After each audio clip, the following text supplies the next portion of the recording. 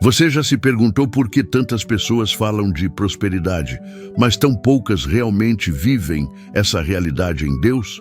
E se eu te dissesse que existe uma prosperidade verdadeira, revelada nas Escrituras, mas que permanece oculta para a maioria das pessoas que se dizem cristãs?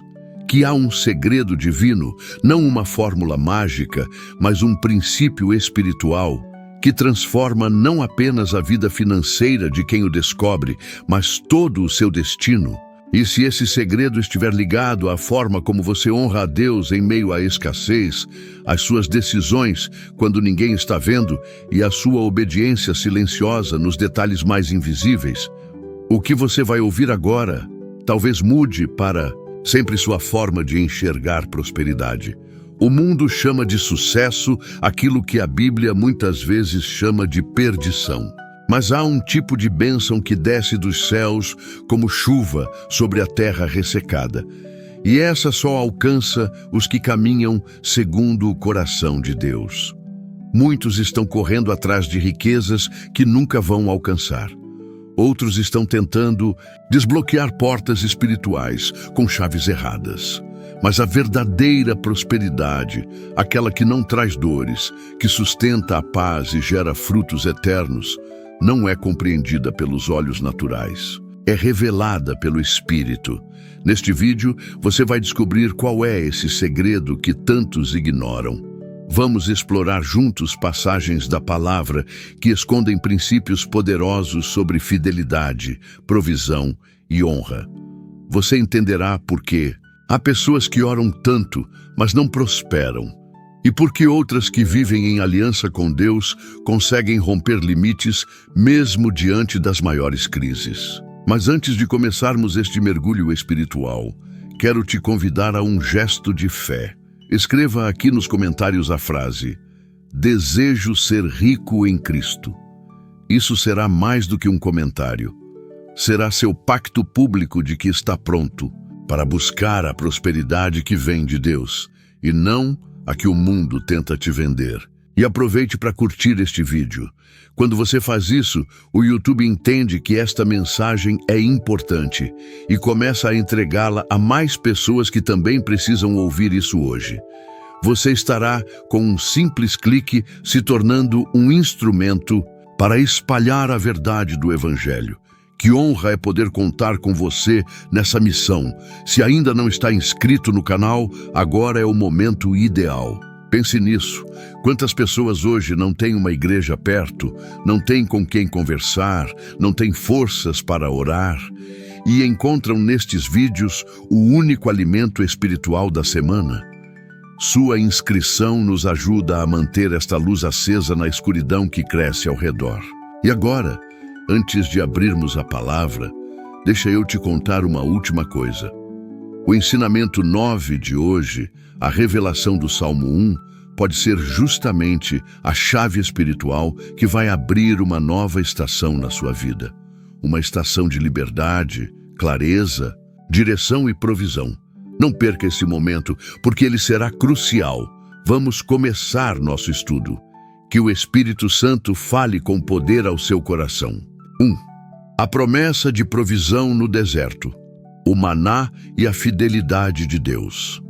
Poucas imagens na Bíblia são tão fortes e simbólicas quanto a do povo de Israel no deserto, sobrevivendo exclusivamente da provisão sobrenatural de Deus.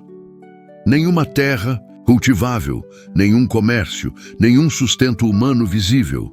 Ainda assim, todos os dias, por 40 anos, o povo acordava e encontrava o maná, o pão do céu, estendido sobre o solo. Um milagre cotidiano, silencioso, disciplinador. Era mais que alimento. Era uma lição divina sobre o verdadeiro significado de prosperidade. A Bíblia diz em Êxodo capítulo 16 que o maná caía de madrugada antes do sol esquentar. Se alguém tentasse guardar para o dia seguinte, ele apodrecia. Deus estava ensinando um princípio profundo. A verdadeira prosperidade não está na acumulação ansiosa, mas na confiança diária. Quem confia no Senhor não vive com medo da escassez. Aprende a depender, dia após dia, da fidelidade do Pai. O maná era provisão para aquele dia, para aquela necessidade, e, no dia seguinte, viria de novo. Nem antes nem depois. Apenas na medida exata da necessidade e no tempo perfeito de Deus. Essa é uma das primeiras lições que precisamos compreender quando falamos de prosperidade bíblica. Deus não dá para que você acumule com medo do futuro, mas para que você aprenda a confiar que o futuro está nas mãos dele. A prosperidade do reino não é uma segurança material adquirida, mas uma segurança espiritual vivida. Deus não quer apenas colocar dinheiro em suas mãos. Ele quer te libertar do medo que aprisiona sua alma. Observe, os israelitas que tentaram guardar o maná para o dia seguinte agiram exatamente como muitos fazem hoje. Tentam controlar o amanhã, esquecendo que o verdadeiro sustento está no relacionamento com o provedor. Prosperidade à luz da palavra começa quando você troca o controle pela confiança. Quando você decide que sua segurança não virá de números em uma conta bancária, mas da certeza de que o céu nunca falha. E há mais um detalhe. No sexto dia, o maná vinha em dobro. O sábado, o dia de descanso, já estava contemplado, na lógica divina de provisão. Isso nos ensina que a prosperidade bíblica considera também o descanso, a dignidade, o tempo em família, a paz de espírito. Não é uma corrida exaustiva em busca de ganhos. É uma jornada de aliança com Deus, onde até o repouso é abençoado. Talvez você esteja passando por um deserto agora. Talvez suas contas estejam se acumulando, suas reservas se esgotando, e seu coração esteja ansioso como o do povo no deserto. Mas eu te digo, se você olhar para o céu, vai perceber que o maná ainda cai. Ele ainda provê. Pode não vir na forma que você espera, pode não parecer abundante aos olhos humanos, mas se é Deus quem envia, será sempre suficiente, será sempre perfeito, será sempre fiel. Prosperidade não começa quando tudo dá certo. Começa quando você aprende a enxergar o milagre escondido no ordinário, quando você se ajoelha antes de reclamar, quando você louva antes de ter, quando você agradece por aquilo que o mundo chama de pouco, porque o pouco com Deus é o suficiente para derrubar gigantes e atravessar desertos. E é justamente nesse ambiente árido, onde parece que nada floresce, que Deus revela a grandeza do seu cuidado. Ele poderia ter levado o povo direto para Canaã, mas os levou pelo deserto para que aprendessem que prosperidade não é geografia, é presença. Não é ter muito, é saber quem é o seu provedor. Não é poder comprar, é saber esperar. A verdadeira prosperidade que vem de Deus começa aqui, quando o seu coração se inclina mais para o céu do que para os números. Quando você entende que ser próspero não é ter muito, é nunca faltar aquilo que é necessário para cumprir o propósito. É viver debaixo de uma nuvem de fidelidade que mesmo nos dias mais secos traz pão do céu. 2. O encontro entre Elias e a viúva de Sarepta, quando a fé ativa a provisão. Em 1 Reis, capítulo 17, encontramos uma das passagens mais intrigantes e poderosas da Bíblia sobre provisão divina. O profeta Elias, em obediência ao Senhor, é enviado à cidade de Sarepta, onde uma viúva extremamente pobre seria usada por Deus para sustentá-lo. É aqui que uma lição profunda nos é revelada. A verdadeira prosperidade no reino de Deus começa quando a fé desafia a lógica e a obediência se manifesta no pouco. A mulher, quando encontra Elias, está recolhendo alguns gravetos. Seu plano era simples e trágico: preparar a última refeição para si e seu filho, e depois morrer. Não havia mais esperança, não havia mais provisão, não havia mais futuro. Era o fim da linha, Mas Deus já havia decidido que aquele fim seria, na verdade, o começo de uma nova estação. Elias pede água, depois um pedaço de pão. Ela responde que só tem um punhado de farinha e um pouco de azeite. Mas o profeta, com autoridade espiritual, diz: não temas, vai e faze conforme a tua palavra, porém faze disso primeiro para mim. Parece duro à primeira vista, mas o que está por trás disso é um princípio eterno. Quando colocamos Deus em primeiro lugar, mesmo no pouco, abrimos caminho para o sobrenatural. Ela obedece, e ali está o milagre. A panela de farinha não se esgotou, a botija de azeite não secou. Dia após dia, ela via o impossível acontecendo. Não caiu o ouro do céu, não apareceu riqueza repentina, mas havia pão, havia sustento, havia continuidade, e onde há continuidade, há vida. Onde há fidelidade, há abundância espiritual. Essa história nos ensina que a prosperidade divina não é uma promessa vazia de riqueza instantânea. É o resultado de um coração que coloca a vontade de Deus acima da sua própria necessidade. A viúva de Sarepta nos mostra que a prosperidade começa quando você entrega o que tem, mesmo sendo pouco, confiando que Deus não se esquece dos que o honram. Pense na força dessa cena. Uma mulher em extrema vulnerabilidade, à beira da morte, escolhendo confiar em uma palavra profética. Ela não tinha segurança, mas teve fé, e essa fé ativou o milagre. Hoje, muitas pessoas esperam que a abundância chegue para só então servirem, ajudarem, dizimarem, ofertarem, obedecerem. Mas o reino de Deus funciona ao contrário. Primeiro, a fé, depois o fruto. Primeiro a entrega, depois a colheita. Primeiro a obediência, depois a abundância. E mais, a viúva não foi usada por Deus apenas para sua própria provisão. Ela alimentou um profeta, alimentou um servo do Altíssimo. Participou de um plano maior do que a sua própria sobrevivência. Isso é prosperidade aos olhos de Deus, ser canal, ser instrumento, ser parte da resposta divina na vida de alguém. Prosperar, biblicamente, é viver de forma que outras vidas sejam tocadas por aquilo que Deus confia a você. E talvez seja exatamente isso que o Senhor esteja falando ao seu coração hoje. Talvez você tenha acreditado que não tem nada a oferecer, que o que você tem é pequeno demais, inútil demais, insignificante. Mas o Espírito Santo te diz agora: se for entregue nas mãos certas, se for consagrado com fé, será multiplicado. Você pode estar vivendo com medo do amanhã, mas a chave da sua provisão pode estar no ato de generosidade que você ainda não teve coragem de fazer. Não espere o momento ideal para confiar. Não espere ter muito para ofertar.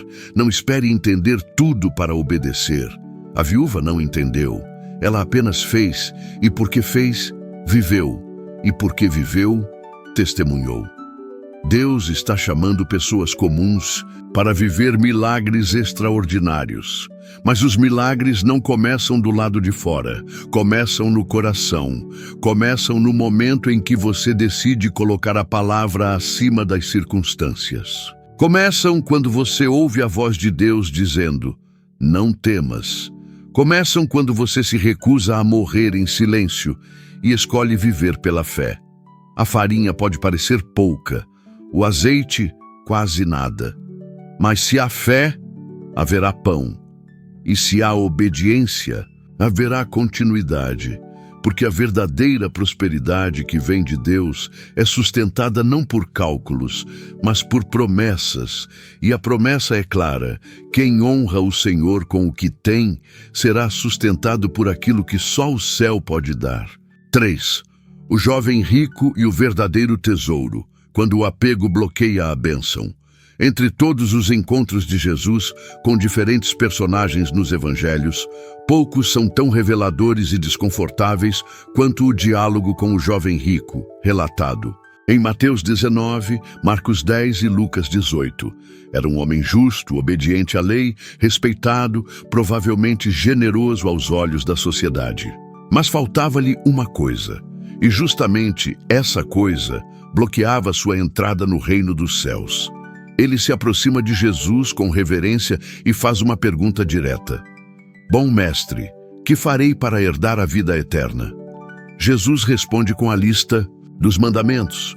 O jovem declara que já os cumpria desde a juventude. Então, o Senhor toca na raiz. Falta-te ainda uma coisa. Vende tudo o que tens, dá aos pobres e terás um tesouro no céu. Depois, vem e segue-me. O texto diz que ele foi embora triste, porque era muito rico. Aqui está uma lição profunda sobre prosperidade que muitos ignoram. A verdadeira prosperidade não é o quanto você possui, mas o quanto você é livre em relação ao que possui. A riqueza do jovem não era o problema. O problema era o quanto seu coração estava amarrado a ela. Quando Jesus propôs que ele vendesse tudo, não era porque queria empobrecê-lo, mas porque queria libertá-lo. O apego é uma prisão invisível que disfarça a escassez de segurança, e o reino de Deus não se edifica sobre prisões. Quantas vezes não somos como esse jovem? Cumprimos preceitos, temos uma aparência espiritual, buscamos conselhos, mas no íntimo ainda há reservas, ainda há territórios não entregues, ainda há vínculos com bens, com status, com planos pessoais que mantemos intocados. E aí, a prosperidade verdadeira não pode fluir, porque ela depende de um coração completamente rendido. É importante lembrar, Jesus não fez essa proposta para todos. Ele nunca disse a Pedro ou a João para venderem tudo, mas ele sabia exatamente onde estava o obstáculo no coração daquele jovem. A palavra de Deus é viva e o Espírito Santo fala conosco da mesma maneira. Cada um de nós tem áreas onde a nossa confiança ainda está mais nos bens do que no doador. E Deus, por amor, vai tocar justamente aí. Prosperidade à luz da Bíblia não é manter, é liberar. Não é acumular, é consagrar. Não é se prender às posses, mas usá-las como ferramentas para glorificar o Senhor e abençoar outros. Aquele jovem tinha tudo, menos liberdade. E o que Jesus propunha era justamente a liberdade que o dinheiro dele nunca compraria. O mais triste é que ele se afastou. Ele teve diante de si a oportunidade de andar com o Cristo vivo, de ouvir segredos do reino, de participar dos milagres, mas escolheu manter o controle, escolheu preservar sua segurança visível. E quantos hoje continuam tomando essa mesma decisão silenciosa, todos os dias? Dizem que querem seguir Jesus, mas, quando a palavra confronta seus apegos, recuam. O Senhor não te pede tudo para te deixar com nada. Ele te pede tudo para te dar tudo. Tudo o que realmente importa, tudo o que não pode ser roubado, corroído, perdido. O jovem rico tinha bens, mas não tinha paz. Tinha influência, mas não tinha intimidade. Tinha segurança, mas não tinha eternidade. Tinha poder, mas não tinha direção. A pergunta que fica para nós é: qual riqueza estou guardando com tanto zelo que acabei bloqueando o que Deus queria derramar sobre mim? Será que minha fidelidade a Deus está condicionada à manutenção de um certo padrão? Será que estou disposto a confiar, mesmo que isso signifique renúncia? A prosperidade que vem do céu exige rendição, exige desapego, exige obediência e, acima de tudo, exige confiança de que aquilo que Deus nos pede, ainda que pareça um sacrifício, é sempre um convite para algo maior. Não há prosperidade plena sem liberdade interior. E não há liberdade interior enquanto estivermos escravizados por aquilo que temos medo de perder. Jesus não queria o dinheiro do jovem, queria seu coração. E isso não mudou. Ele ainda quer o nosso coração acima de tudo. E só quando entregamos sem reservas é que podemos experimentar a abundância que Ele tem para nós, aquela que não termina em tristeza, mas transborda em alegria eterna. 4. A multiplicação dos pães. Quando a gratidão antecede o milagre, uma das passagens mais conhecidas e poderosas dos evangelhos é a multiplicação dos 5 pães e 2 peixes. Ela aparece nos 4 evangelhos, mas aqui tomamos como base o relato de João, capítulo 6. Nesse episódio, Jesus se depara com uma multidão faminta, cansada, necessitada. Não havia estrutura, recursos, planejamento, mas havia um detalhe decisivo: um menino com 5 pães de cevada e 2 peixinhos. Jesus poderia ter simplesmente criado pão do nada, mas ele escolheu usar o pouco que alguém estava disposto a oferecer. Isso nos revela uma chave espiritual poderosa sobre a prosperidade. Deus multiplica aquilo que é colocado com gratidão em suas mãos. O cenário era de escassez. Os discípulos estavam preocupados com a logística, com os custos, com a limitação humana. Eles dizem: 200 denários não bastariam para que cada um recebesse um pedaço. Mas Jesus não. Operava com base em cálculos. Ele operava com base na fé e na entrega. Quando os pães e os peixes são trazidos, a primeira coisa que Jesus faz é algo que muitos ignoram. Ele dá graças, ele agradece pelo pouco, ele honra o pequeno gesto, ele valoriza a disposição e então ele reparte, e ao repartir, ele multiplica. Essa é a lógica divina. Gratidão antes da multiplicação, entrega antes da abundância. Alguém teve que abrir mão do seu lanchinho, alguém teve que confiar. E essa confiança desencadeou um milagre que alimentou 5.000 homens, sem contar mulheres e crianças. E ainda sobraram 12 cestos. Talvez você esteja esperando que Deus multiplique algo na sua vida, suas finanças, seu trabalho, sua colheita, sua paz. Mas a multiplicação só vem quando você aprende a agradecer pelo pouco e colocar o pouco nas mãos dele. Muitos não prosperam porque vivem murmurando, porque desprezam o que têm, porque estão focados no que falta e não reconhecem o que já foi dado. A verdadeira prosperidade não começa no banco, mas no coração. Começa quando você vê o pouco como semente, não como escassez. Quando você entende que 5 pães e 2 peixes nas mãos certas são suficientes para alimentar uma multidão e ainda sobrar. E não foi apenas um milagre de quantidade, foi um milagre de ensino. A multidão viu com os próprios olhos que o céu não é limitado pela matemática humana, que Deus não está sujeito às estatísticas, que quando o reino se manifesta, o pouco se torna muito e o impossível se torna natural. E é importante notar, Jesus ordena que os pedaços que sobraram fossem recolhidos. Nada foi desperdiçado. A prosperidade divina não é irresponsável, não é vaidosa, não é inconsequente. É abundante com propósito, com ordem, com sentido. Até as sobras eram parte do milagre. Isso nos ensina que Deus não apenas supre, mas ensina a administrar. Ele não derrama bênçãos para alimentar o orgulho, mas para revelar o seu caráter. Você tem sido grato pelo que já tem? Ou está preso à frustração pelo que ainda não chegou? Tem oferecido seus 5 pães ao Senhor ou os tem guardado, com medo de que faltem? A resposta para essas perguntas pode revelar por que o milagre ainda não aconteceu. A fé que libera a prosperidade é prática. Ela se move, ela age, ela entrega. O menino anônimo da multidão jamais imaginou que seu pequeno gesto entraria para a história da humanidade. Mas entrou, porque a fé silenciosa sempre encontra espaço nas mãos de Deus. Não despreze o pouco, não reclame do que te falta.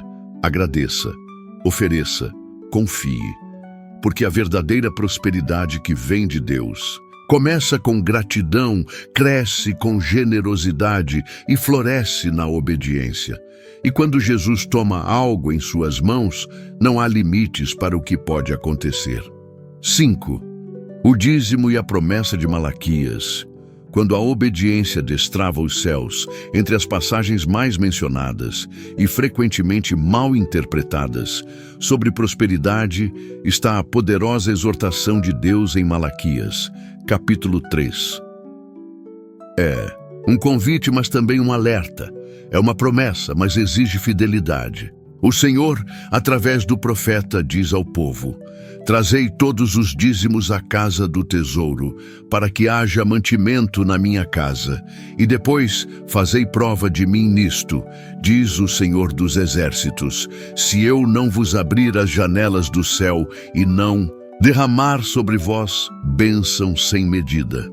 O contexto era de um povo que havia se distanciado. Estavam oferecendo o resto, o imperfeito, o que não custava nada. Haviam perdido o temor, a reverência, o compromisso com a casa de Deus. Mas o Senhor, em sua misericórdia, não apenas os repreende, Ele também apresenta um caminho de restauração. Um caminho que começa na obediência. Um caminho que ativa promessas esquecidas. Esse trecho nos ensina algo fundamental. A prosperidade divina não começa com o que Deus nos dá, mas com o que nós decidimos devolver a Ele. Não porque Ele precise, mas porque isso revela a condição do nosso coração. O dízimo não é um imposto religioso, é um testemunho de confiança. É a declaração silenciosa de que o que temos não é nosso. É dele, de que a fonte não é o salário, é o céu. Observe a linguagem de Malaquias. Trazei todos os dízimos e fazei prova de mim. É um dos únicos momentos em toda a Escritura em que Deus nos convida a prová-lo, a testar sua fidelidade, a colocar nossa fé em movimento e ver o que acontece. Não é sobre dinheiro, é sobre aliança. É sobre compromisso com o reino. Muitos vivem em constante luta financeira, não porque Deus os abandonou, mas porque nunca alinharam suas finanças com os princípios do reino. Querem a bênção, mas não seguem o plano. Pedem portas abertas, mas não obedecem aos comandos básicos. E o Espírito Santo hoje te chama à maturidade, porque prosperidade bíblica requer obediência prática. A promessa é clara. Abençoarei até que sobreabunde, mas Deus também diz, repreenderei o devorador. Ou seja, a obediência não só atrai bênção, ela também ativa proteção. Existem batalhas financeiras que só se vencem no altar. Existem perdas que só são interrompidas quando o coração volta a honrar ao Senhor com o primeiro e melhor. E isso não se resume ao dízimo, vai além. É um estilo de vida. É uma cultura de honra. É viver de maneira que tudo o que você tem, seu tempo, seus dons, sua renda, sua influência, esteja a serviço de Deus. Quando isso acontece, as janelas do céu não apenas se abrem, elas permanecem abertas. Mas é preciso decisão. O dízimo, muitas vezes, é um teste de fé, principalmente em tempos de crise. E aqui está o segredo. O dízimo não é praticado quando sobra, mas mesmo quando falta. Porque quem dizima, quando tem pouco, está dizendo ao céu: confio mais na promessa do que na aparência. E essa confiança é registrada no céu. Há pessoas que oram por provisão, mas vivem fechadas para os princípios espirituais que liberam essa provisão. Querem bênçãos que não exigem compromisso. Mas Deus não trabalha com barganhas. Ele responde a alianças. E a obediência é a ponte entre a promessa e a manifestação. Você já entregou seu coração, sua vida, sua fé. Agora talvez Deus esteja te pedindo uma nova entrega, a de confiar também sua vida financeira a Ele.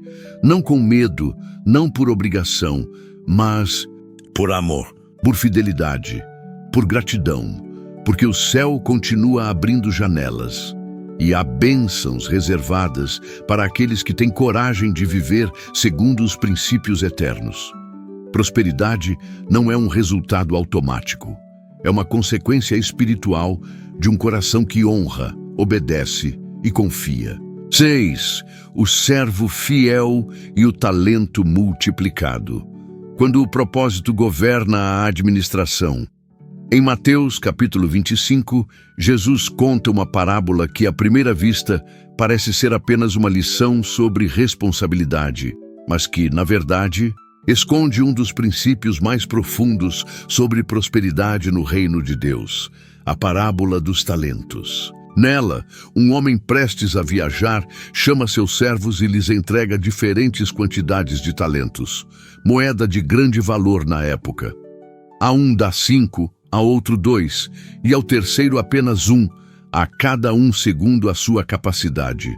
O que chama a atenção aqui não é apenas a distribuição, mas a forma como cada servo reage. Os 2 primeiros negociam, trabalham, multiplicam. O terceiro, no entanto, enterra o talento com medo e o devolve sem qualquer crescimento. A resposta do Senhor é dura, clara, reveladora. Servo mau e negligente. Devias ter dado o meu dinheiro aos banqueiros, e quando eu voltasse, receberia com juros. Esse ensino revela que prosperidade verdadeira está diretamente ligada ao propósito e à responsabilidade com o que se recebe. Deus não distribui recursos apenas para conforto pessoal. Ele confia talentos, dons, recursos e oportunidades para que sejam multiplicados com sabedoria, dedicação e temor. Note que o servo que enterrou o talento não perdeu nada. Ele devolveu exatamente o que recebeu. Aos olhos do mundo, isso poderia parecer honesto, prudente, até conservador. Mas aos olhos do reino, foi negligência. Por quê? Porque ele não cumpriu o propósito para o qual aquele talento lhe foi dado. Ele não multiplicou, não frutificou, não produziu. E prosperidade, no plano de Deus, está sempre associada a frutos, nunca a estagnação. Quantos hoje estão enterrando seus talentos? Quantos receberam capacidades, ideias, visões, recursos, mas por medo ou comodismo, preferem manter tudo seguro e intocado? Prosperidade não acontece por acaso. Ela é resultado de uma administração guiada pelo Espírito, movida por propósito e alinhada com o tempo de Deus. Outro detalhe importante: o Senhor da parábola dá mais ao que já havia multiplicado. A todo o que tem, mais será dado. Isso mostra que Deus não reparte com base em igualdade material, mas em fidelidade e capacidade de multiplicação. Ele recompensa aqueles que administram bem. Isso pode parecer duro, mas é justo. O reino é regido por princípios eternos, e a multiplicação é uma das marcas dos que agem com sabedoria. Prosperidade sem propósito é vaidade, mas prosperidade com propósito é legado, é expansão do reino, é serviço. Os 2 primeiros servos não guardaram para si o que multiplicaram, eles entregaram ao Senhor. Isso nos ensina que tudo o que cresce sob a bênção de Deus deve voltar para Ele como honra. O crescimento é nosso, mas a glória é sempre dele. Se você deseja prosperar à luz da palavra, comece olhando para o que já tem. Qual talento Deus te deu? Qual dom? Qual recurso? Qual oportunidade? O que você tem feito com isso? A resposta sincera a essa pergunta pode te posicionar diante de um novo ciclo de crescimento, porque Deus nunca multiplica aquilo que está enterrado. Ele só multiplica o que está em movimento. Não tenha medo de errar. O erro maior é não tentar. O terceiro servo não foi punido por perder, mas por se omitir. O reino de Deus avança com coragem, não com paralisia. E a coragem que Deus espera não é fruto da autoconfiança, mas da fé no propósito que Ele mesmo plantou em você. Seja fiel no pouco. Multiplique o que está em suas mãos. Honre o que Deus já te confiou. Porque a prosperidade verdadeira Começa no momento em que você entende que tudo o que possui é uma semente. E cada semente plantada com fé é uma porta aberta para um milagre. 7. José no Egito.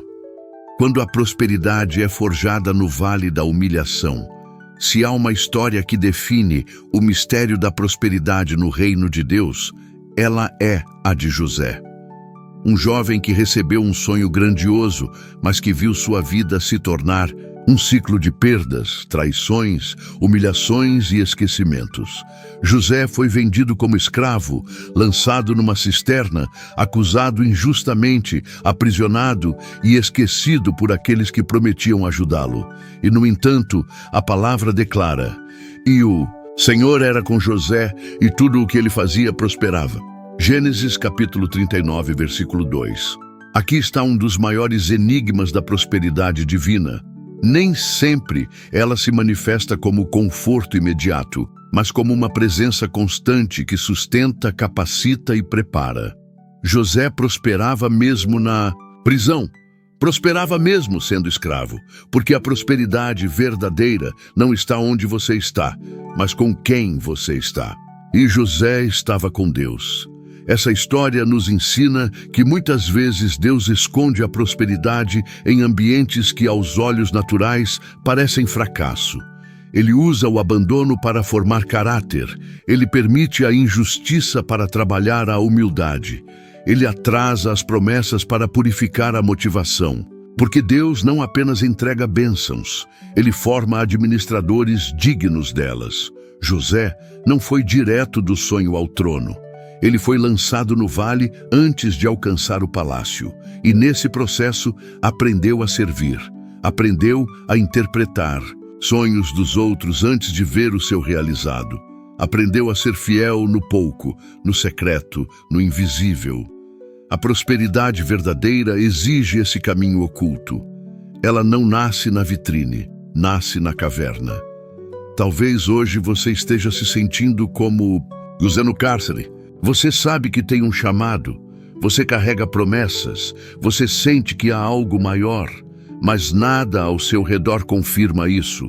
As portas estão fechadas, os recursos são escassos, as respostas não vêm. E ainda assim, você permanece fiel. Não desiste da santidade, não negocia sua integridade, não abandona o temor. Saiba disso, essa fidelidade silenciosa está sendo anotada no céu. E assim como aconteceu com José, Deus está preparando um tempo em que sua capacidade de administrar será maior do que o tamanho da bênção. Ele não forma reis em palácios, mas em prisões, porque ali não há plateia. Ali, o caráter é moldado sem a tentação da vaidade.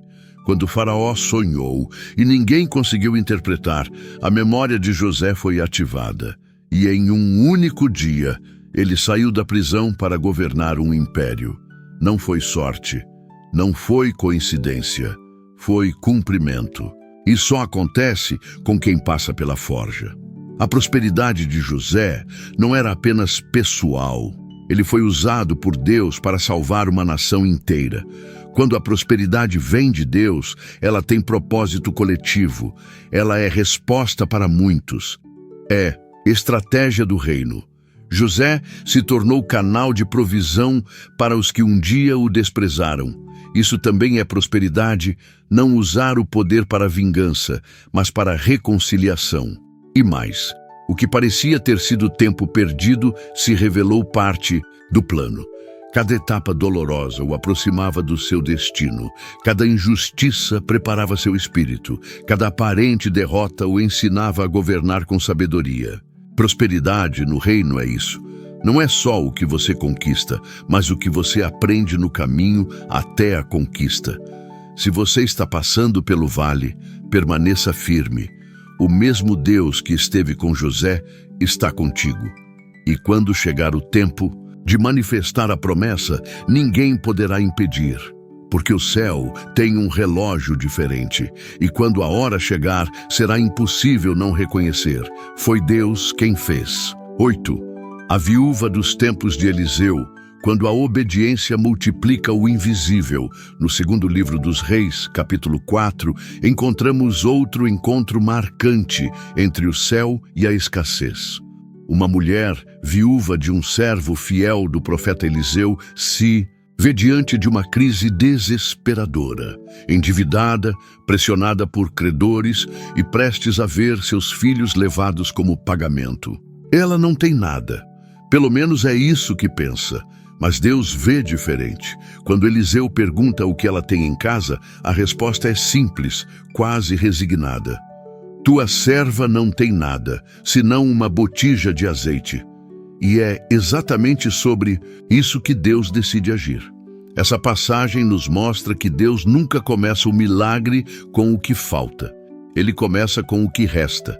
E o que resta, quando é consagrado com fé e obedecido com coragem, torna-se suficiente para ativar o impossível. Eliseu, então, dá instruções que desafiam a lógica. Vai, pede vasos emprestados, não poucos. Ela deveria recolher vasilhas vazias e se preparar para ver algo que nunca antes havia acontecido. A mulher obedece, e esse é o ponto-chave. Ela não apenas crê, ela se move, ela se expõe. Ela bate nas portas dos vizinhos, recolhe as vasilhas, fecha a porta de casa com os filhos e começa a derramar.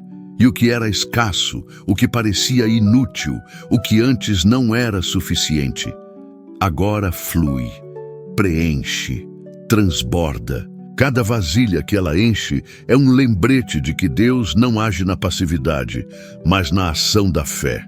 Ela podia ter recusado, racionalizado, hesitado, mas decidiu obedecer. E isso fez toda a diferença. O azeite só parou de fluir quando acabaram os vasos.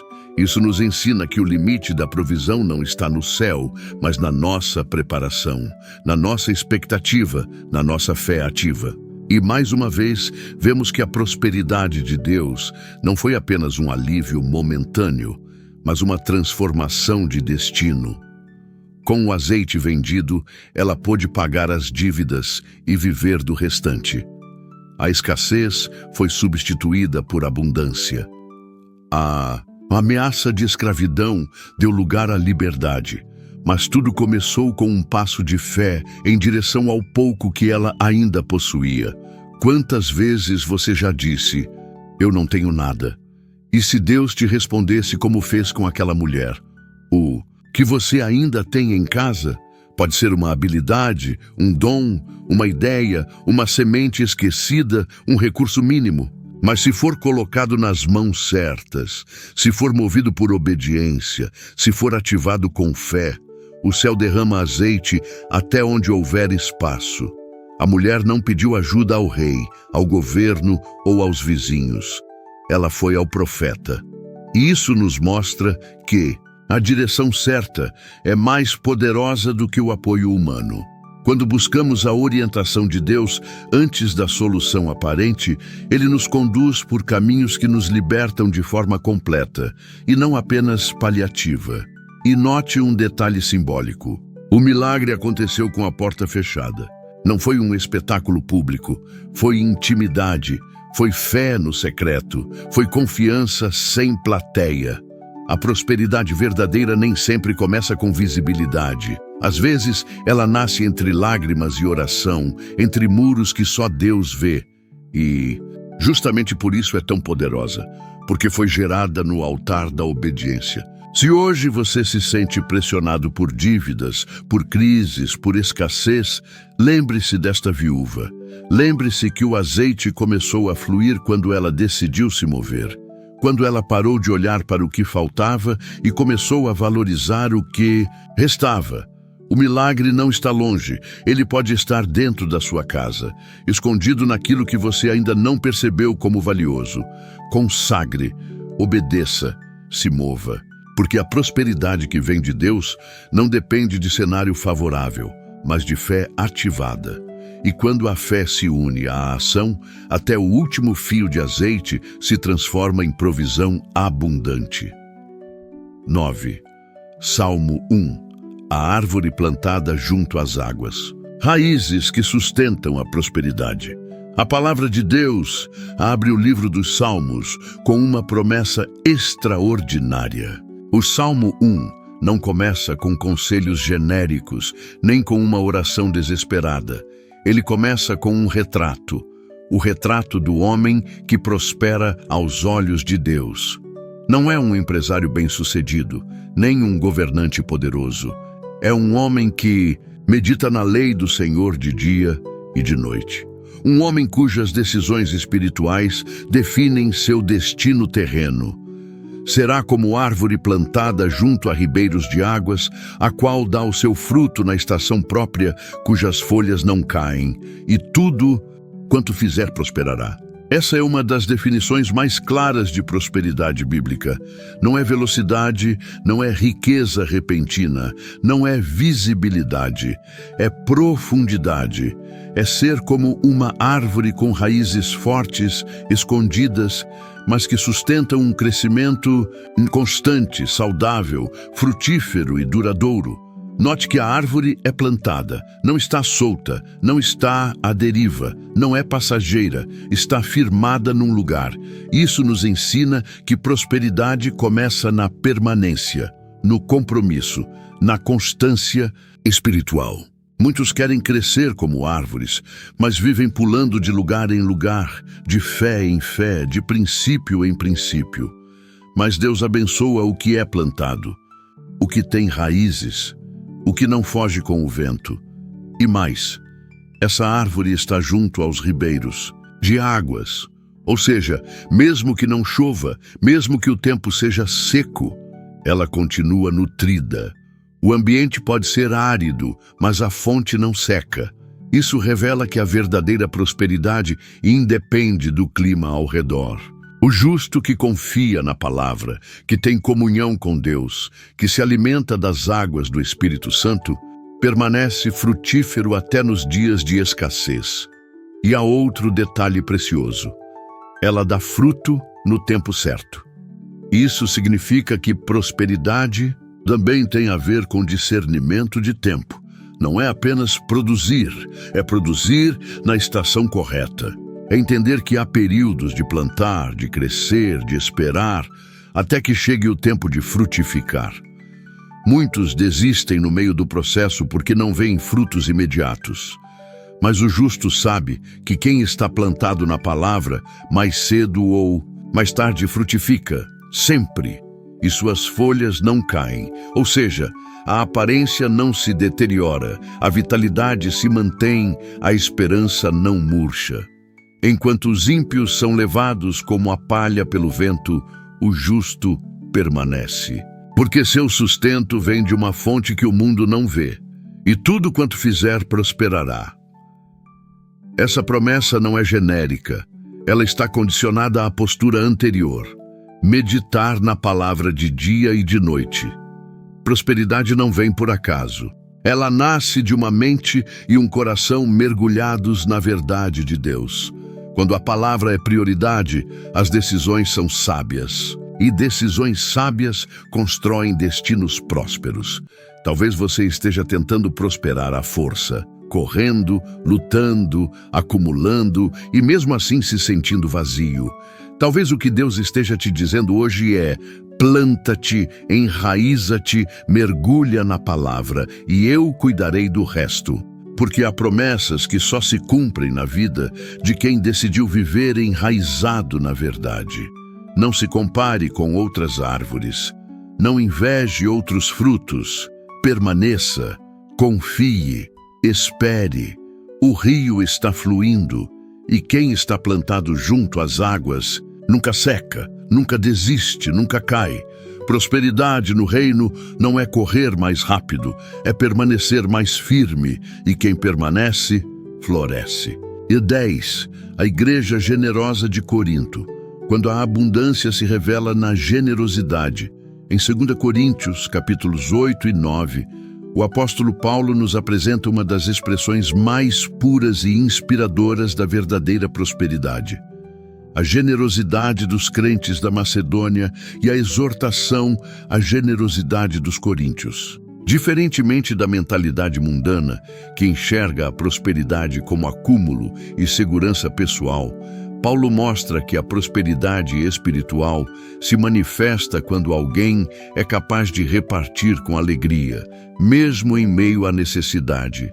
Ele escreve que os irmãos da Macedônia, mesmo passando por muitas tribulações e profunda pobreza, deram com abundância e com grande alegria. Isso nos ensina algo essencial. A generosidade bíblica não nasce da abundância material, mas da abundância de fé. Eles não deram porque tinham muito. Eles deram porque confiavam que, ao dar, estariam cooperando com a obra de Deus e não ficariam desamparados. Logo depois, Paulo fala aos coríntios sobre o princípio da semeadura. Aquele que semeia pouco, pouco também colherá. E o que semeia com fartura, com abundância, também colherá. E então, ele revela um dos versículos mais poderosos sobre prosperidade em toda a Escritura. E Deus é poderoso para fazer abundar em vós toda graça, a fim de que, tendo sempre, em tudo, toda suficiência, superabundeis em toda boa obra. 2 Coríntios capítulo 9, versículo 8. Preste atenção na riqueza dessa promessa. Paulo não está prometendo riquezas para ostentação. Está falando de suficiência e superabundância para fazer o bem. Isso é prosperidade à luz do Evangelho. Ter o suficiente para viver com dignidade e o excedente para semear no reino. Não se trata de ego, se trata de missão. E a promessa continua. Deus dá semente ao que semeia e pão para comer. Ou seja, Deus distingue o que é para consumo e o que é para multiplicação. E Ele só entrega sementes para quem está disposto a semear. Muitas vezes pedimos mais a Deus, mas o céu responde, para quê? Se for para enterrar o talento, como vimos anteriormente, ou para manter os celeiros cheios de orgulho, Ele não enviará. Mas se for para abençoar, levantar, socorrer e expandir a obra de Cristo, então a semente virá. E Paulo conclui com uma revelação profunda. A generosidade não apenas supre necessidades, mas também produz ações de graças a Deus. Cada vez que alguém é alcançado por uma oferta, um gesto de socorro, uma contribuição voluntária, Deus é glorificado. Ou seja, a prosperidade se transforma em louvor. O pão que você divide se transforma em oração que sobe. O recurso que você compartilha se transforma em adoração. Quantas vezes, por medo, deixamos de ser generosos? Quantas vezes o medo da escassez nos impediu de atender a uma urgência, de apoiar um ministério, de estender a mão? Paulo nos mostra que o reino de Deus não funciona pela lógica da retenção, mas da circulação. O que você retém por medo, apodrece. O que você reparte por fé, floresce. Se você deseja viver a prosperidade que vem de Deus, avalie hoje sua generosidade. Não apenas no dinheiro, mas no tempo, no cuidado, na compaixão, na disposição de ser resposta. Porque Deus entrega mais àqueles que Ele sabe que vão repartir. E a recompensa para os generosos não é apenas material, é espiritual, é paz, é propósito, é alegria que o mundo não pode roubar. Você foi chamado para ser um canal, não um depósito, um rio, não uma represa. E quanto mais você flui, mais o céu enche, porque os céus se movem em direção aos que se movem com compaixão, e os que abençoam serão sempre os mais abençoados. Conclusão. A prosperidade verdadeira começa no coração que confia. Se você chegou até aqui, permita-me dizer com toda a certeza do meu coração: você não é uma pessoa comum. Você é alguém que foi chamado por Deus para compreender verdades que muitos ignoram, porque a maioria ouve superficialmente. Muitos clicam em vídeos como este apenas por curiosidade. Mas poucos têm coragem de permanecer até o fim, de ouvir com o Espírito e de deixar o Espírito Santo trabalhar com profundidade. Você ficou. Você ouviu histórias de homens e mulheres que, mesmo em meio à escassez, à injustiça, à perseguição, experimentaram a verdadeira prosperidade que vem do céu. Você caminhou comigo por desertos onde caiu maná, por casas simples onde o azeite se multiplicou, por prisões onde Deus forjou governantes e por campos onde sementes de fé geraram colheitas de abundância. Mas agora eu te pergunto, o que você vai fazer com tudo isso? Vai guardar esse conteúdo apenas como mais uma reflexão bonita? Ou vai tomar uma decisão hoje que pode mudar sua forma de viver, administrar, confiar e semear? A revelação, por si só, não transforma nada. O que muda o rumo da vida é a obediência à revelação. E hoje, Deus te mostrou um caminho. Ele te mostrou que a verdadeira prosperidade não é ter muito, mas ter o suficiente para cumprir o propósito. Que não é acumular, mas multiplicar. Que não é controlar, mas confiar. Que não é apenas receber, mas também repartir. Talvez você nunca tenha pensado que sua vida financeira esteja ligada ao seu relacionamento com Deus, mas está. Porque tudo o que temos, tudo o que somos, tudo o que administramos, deve estar debaixo do governo do Senhor. E quando Deus governa, Ele sustenta, Ele provê, Ele cuida, Ele honra. Muitos passam a vida tentando se proteger da escassez, trabalham até a exaustão, vivem ansiosos, se comparam, se frustram e ainda assim não experimentam a paz. Por quê? Paz não é um resultado de conquistas. Paz é o fruto da confiança. E quem confia em Deus como provedor descansa, mesmo quando o pão ainda não está sobre a mesa. Porque sabe que o maná cai, que o azeite flui, que a porta abre, que a promessa se cumpre. Agora, quero te fazer um pedido especial.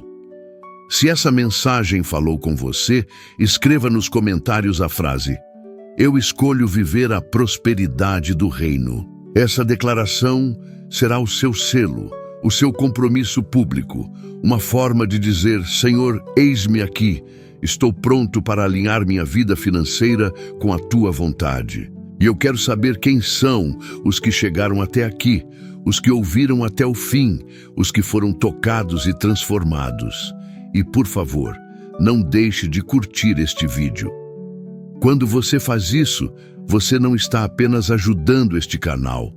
Você está ajudando a palavra de Deus a chegar onde precisa chegar.